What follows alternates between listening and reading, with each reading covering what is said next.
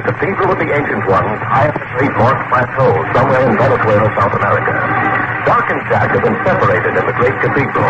Jack and the hermit Yarborough have been left behind in a bare, austere room, lighted with pitches. Doc is taken forward, guided by the same monk who first came to them in Hollywood, and required them to make their second trip to the plateau. Their passage way through the winding labyrinth of the ancient structure has led them to the confines of the harem, or women's quarters, which is taken to the Great Mother. So the Great Mother is the symbol of womanhood and of fertility and of continuity of life. But still, Doc does not know why he's been brought all the way from Hollywood to the islands of the sky in Venezuela to face this majestic woman, this symbol, the Great Mother. In the outskirts of the harem quarters, the monk and Doc found Uganda with her birds from afar. The windows were open with a small, brilliant stone picture pointed in and out as though it were their native wood. Uganda, where's the fellow who's on the kilometers go? Yes, John. You mean I've been left all alone? You mean a man and he's here harem quarters? Oh, Doc, are you too afraid of that? No, I reckon I'm really scared. Here's a kind of a hot flutter from himself. Doc, I do not know how you could have chosen wisely. There is honesty in your heart, and truth in your eyes, and on your lips. And there is gentleness in your nature.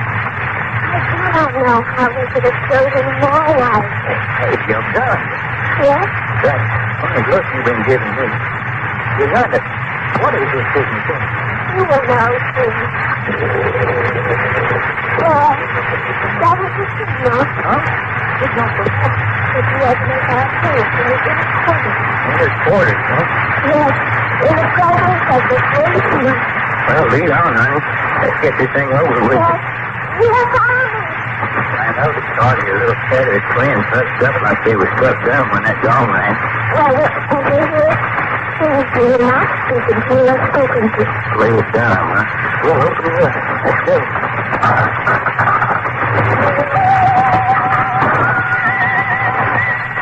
That darn heart that we heard on the rainbow bridge. Come.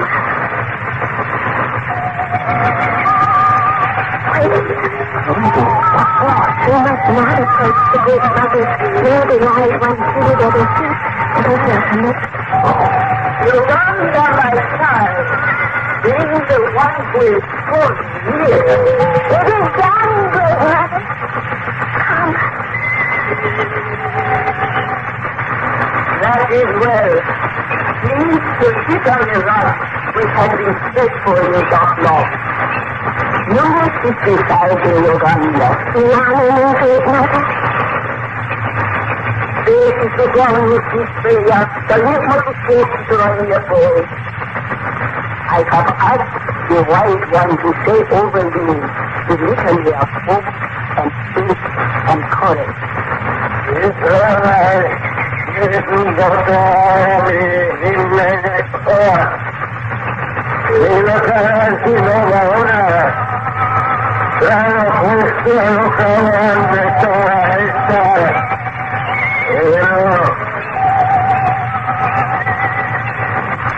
That long you have been called upon for a duty to serve to but one man in every generation. You have been chosen above all other men because you have met all the tests which were required of you. It is enough that of all those who have been tested with you in this last year, you alone have come through without blame. I can see by your eyes that you wish to say something. Well, how can you put me above that? Jack Packard is the one who came up here with him. Let me go on the outlaw. Yes, I know. In strength and character and virtue, this one may be your equal, but he cannot fulfill all the requirements. That Packard has attachment of which he cannot or will not reach himself. That's right. That is true. Somewhere hidden in his heart is a woman to whom he is married. I've been with Jack for going on 10 years now. Thinking of what? Long before you make his acquaintance. I wonder if that's why he gave up his medical career and become a kind of soldier of fortune. You know, when me and Jack was both just kind of drifting soldiers of fortune when we met up over in China. Believe me, Dr. Long, every phase of your life history is known to us. Oh, yeah, I forgot about that. It has been told to you that I am the dead mother.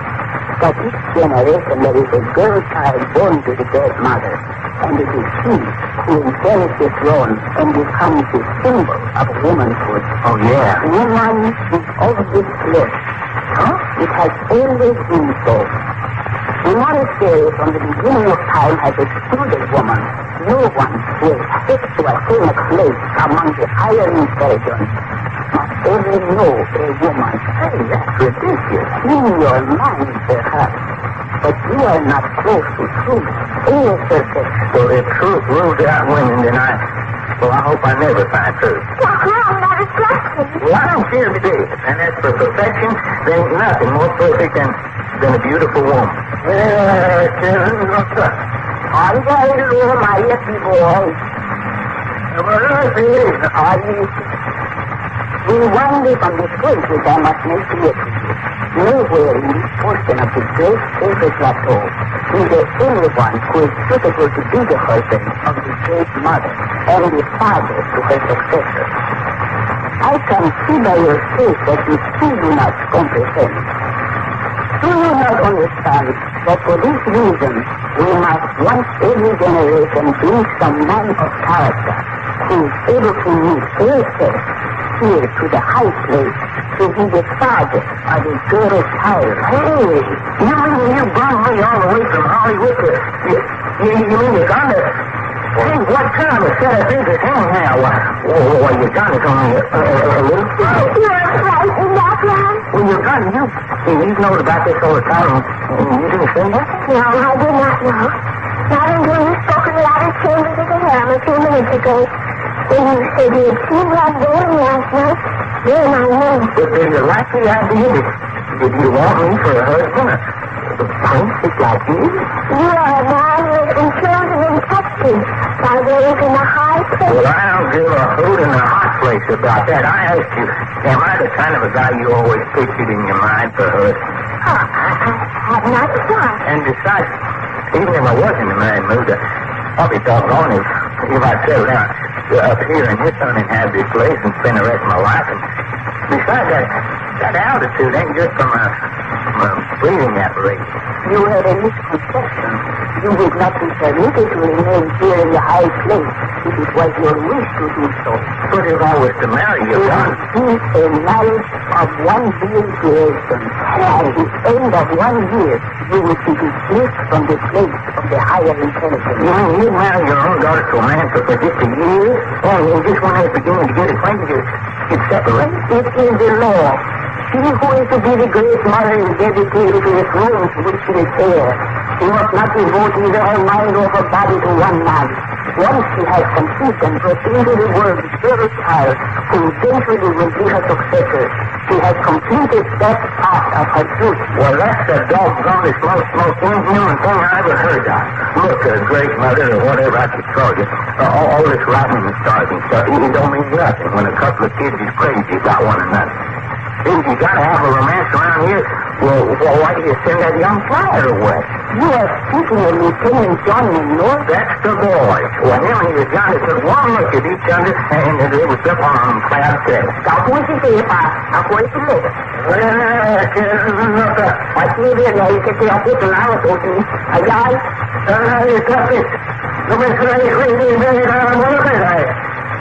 the wise one says it cannot be, that the stars have been read. Well, somebody should have done a punk job of reading. They better go do it again. Dr. Long, is it in one of your claws? I've done a lot of things in my life, Uganda, but being a sugar papa of a 17-year-old little innocent kid like you, well, it ain't one of them. You stubborn soul, I see. Not long. I am sending you back to speak with Jeremiah, who is the hermit of San Felipe Atabapo. Well, it ain't gonna do no good. And if Jeremiah's the man I think he is, you agree with me. No, he will not. You seem off with you. I am certain, because Jeremiah was the chosen one in the generation before you. Jeremiah is my father? That is true. I am your mother. Jeremiah was your father.